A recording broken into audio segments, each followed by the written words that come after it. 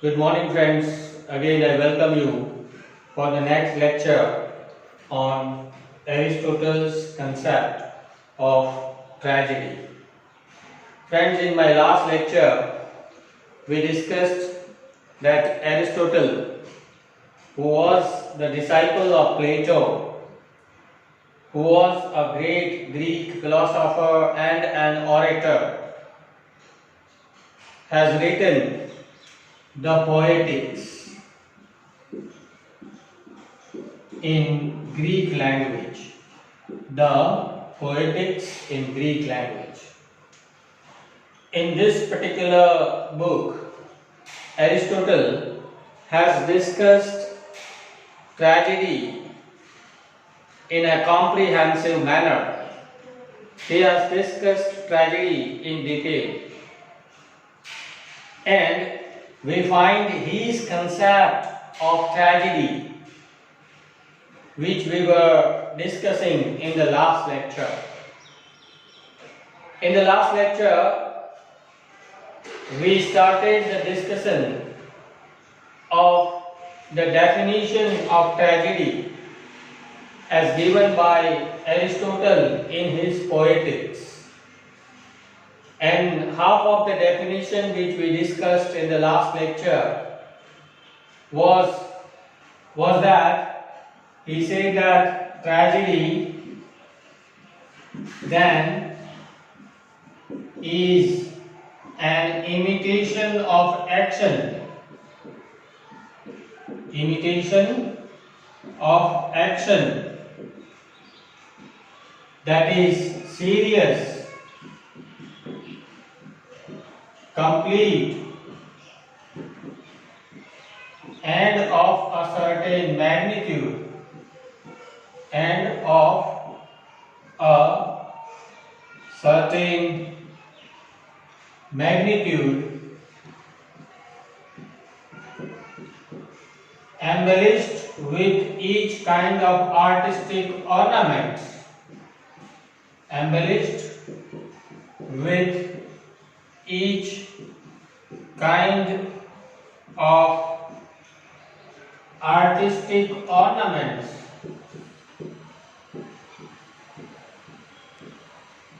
I think this much we discussed in the last lecture. According to Aristotle, tragedy is an imitation.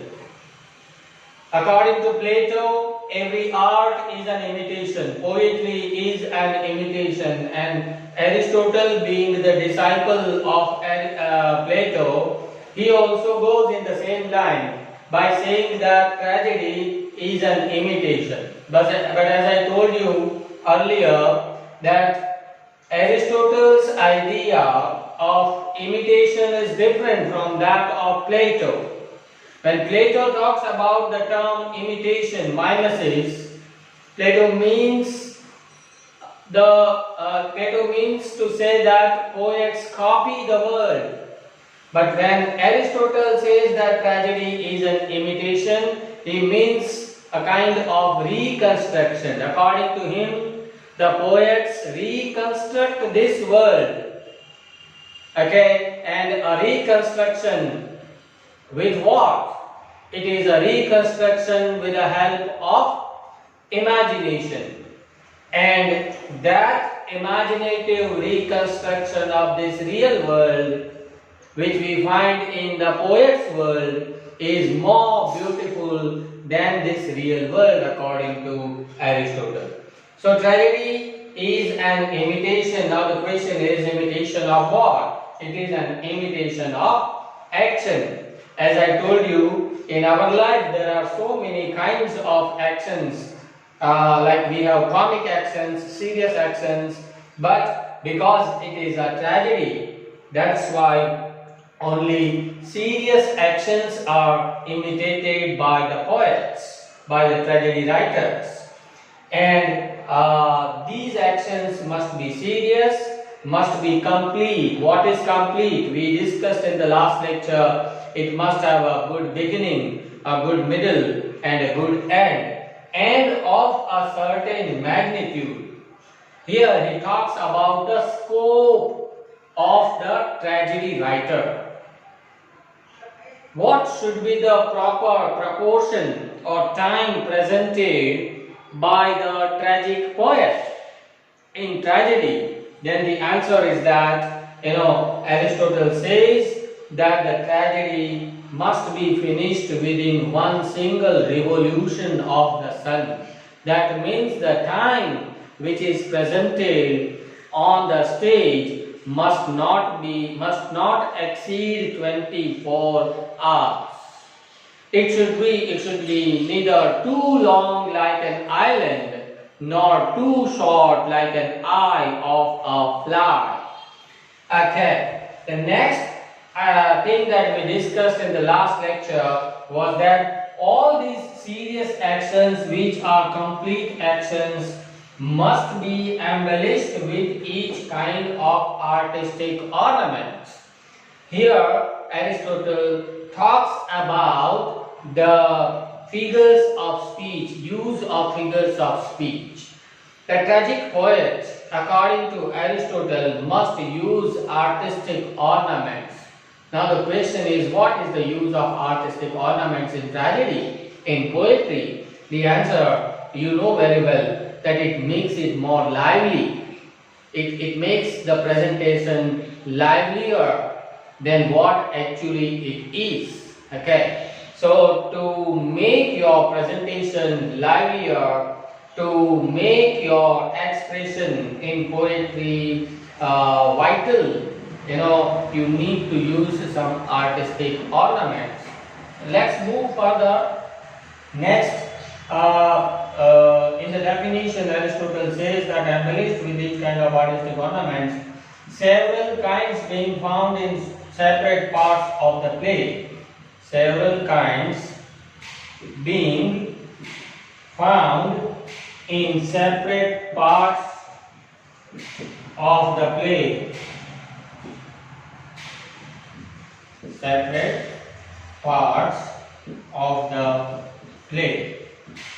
Here the discussion about the use of artistic ornaments, figures of speech, continues, and Aristotle says that the different kinds of these artistic ornaments must be used in different parts of the play. Now what are the different parts of the play?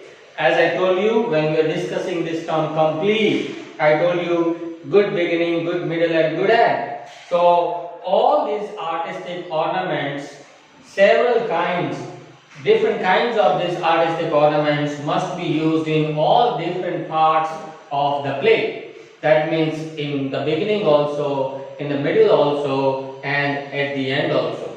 So that's it, and let's move further. And Aristotle next says that it should be in the form of action,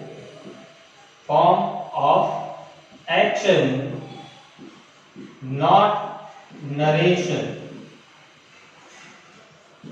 It should be in the form of action, not narration. Means this presentation, the whole imitation of these serious actions which are embellished with artistic ornaments, these things should be in the form of action and not narration. These two terms are very important to understand. Why? Because Aristotle here is talking about the tragedy, which is a play, and you know that in second semester, I think in the third or fourth semester, you studied what's the difference between a novel and a play. Because tragedy is a play, that's why here the actions are to be performed on the stage. So whole writing of the drama must be in the form of dialogues. Okay, why? Because it is to be performed on the stage, it is to be enacted on the stage by the actors, and it should not be in the form of narration. The whole presentation, whole imitation of serious actions must not be in the form of narration. Means here the tragedy writer is not supposed to narrate the things. Okay, because narration is found where? Narration is found in the short stories, in the novels. Here it is a play, and that's why it should be in the form of action and not narration. Okay, let's repeat this whole definition. The definition is yet not over. The last part of the definition is remaining, which is very important, that we'll discuss later. But let's recall the whole definition that Aristotle says that tragedy then is an imitation of action. Which kind of action? Only serious actions, and these actions must be complete, good beginning, good middle and good end. They must be of a certain magnitude, not too much time must be presented on the stage, and all these actions must be embellished, must be decorated with the help of different kinds of artistic ornaments, and these artistic ornaments must be found in different separate parts of the play, and whole presentation must be in the form of action and not narration. Okay, so this is what we have discussed so far. I hope this is clear. The remaining part of the definition is very important, that we are going to discuss now. Catharsis. I am writing it here. Catharsis. Katharsis. Sometimes catharsis is also written with the help of the letter C. No matter, it doesn't matter whether you are using K or C, but it is known as catharsis. Now, catharsis is a Greek term.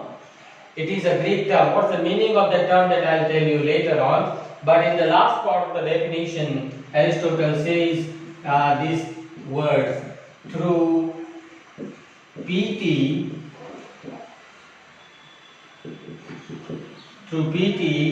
and fear, effecting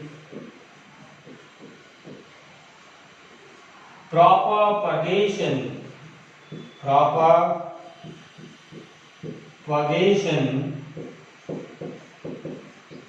of these emotions. And here comes the end of this definition. So this is the last phrase of Aristotle's definition of tragedy. In the last part of the definition, he says that these actions, which are serious actions, which are imitated by the tragedy writer, they must arouse two emotions in the mind and heart of the reader, and these two emotions are pity and fear. Have you ever thought about, when you go to watch a movie in the theater, say for example, and in the theater, if the movie is a tragic movie, what happens? You go and watch the movie, and inside the theater you start crying, tears well up in your eyes, But when you come out from the theater, and when I'm standing outside the theater, when I ask you a question, how was the movie? Then you would say, sir, it was a fantastic movie. I liked the movie. This is what you say. Now, have you ever thought about this? That though you are crying inside the theater, sitting and crying inside the theater, and when you come outside the theater, when somebody asks you how was the movie, you say it was a fantastic movie. It was a beautiful experience. What nonsense. You cry inside the theater, you weep inside the theater, and you say it was a beautiful movie? How? Does anybody like to cry? Does anybody like to shed the tears? No. In practical life, we never wish to shed the tears. Now the answer to this question is here. Tragedy provides you with an opportunity to bring about catharsis in your heart. let me come back to this thing. Then we'll join this discussion with that experience of catharsis while sitting in the theater. According to Aristotle, tragedy arouses the feeling of pity and of emotion of fear.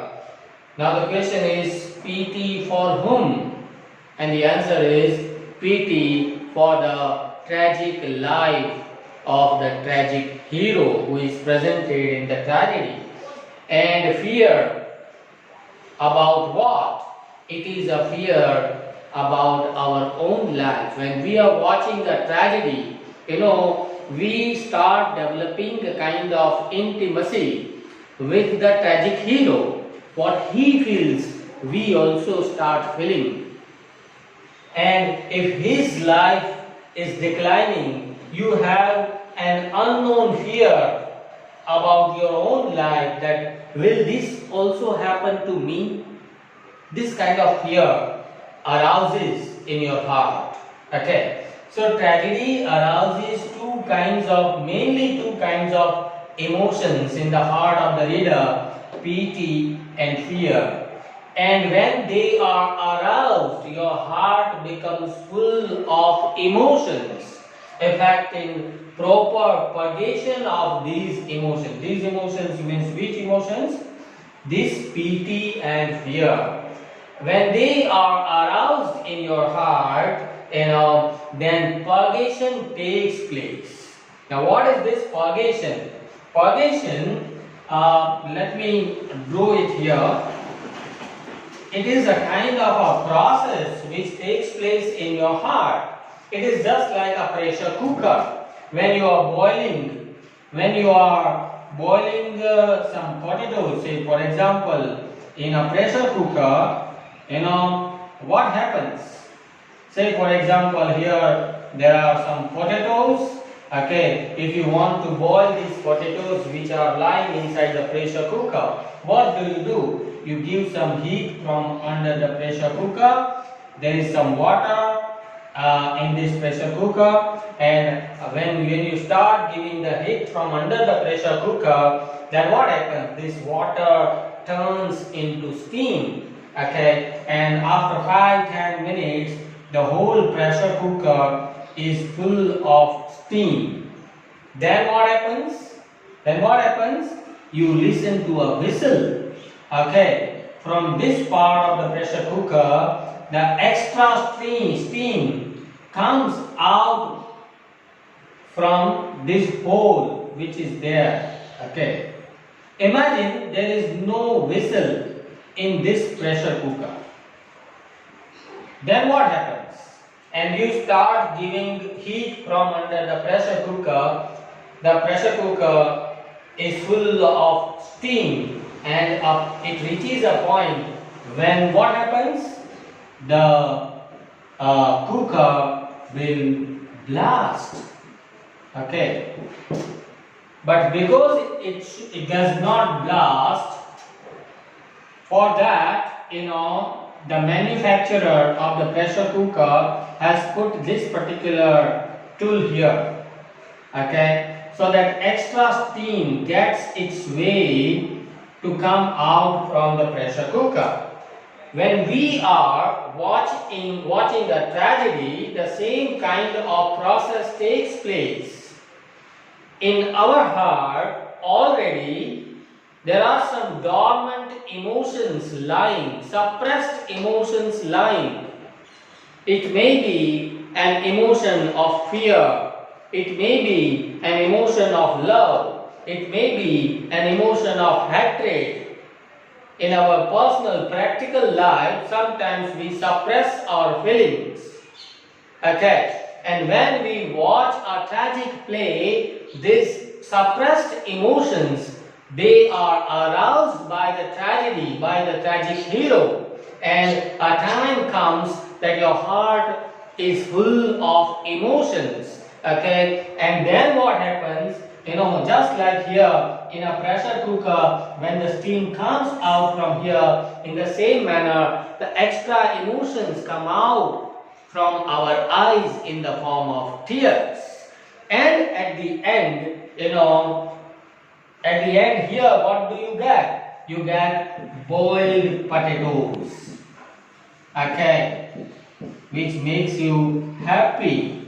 Boiled potatoes. In the same manner, when you finish watching the tragedy, your heart feels relaxed. Relaxed. Why? Because there is now a proper balance of emotions. Because excess of emotions have already come out in the form of tears. And there is now a kind of equilibrium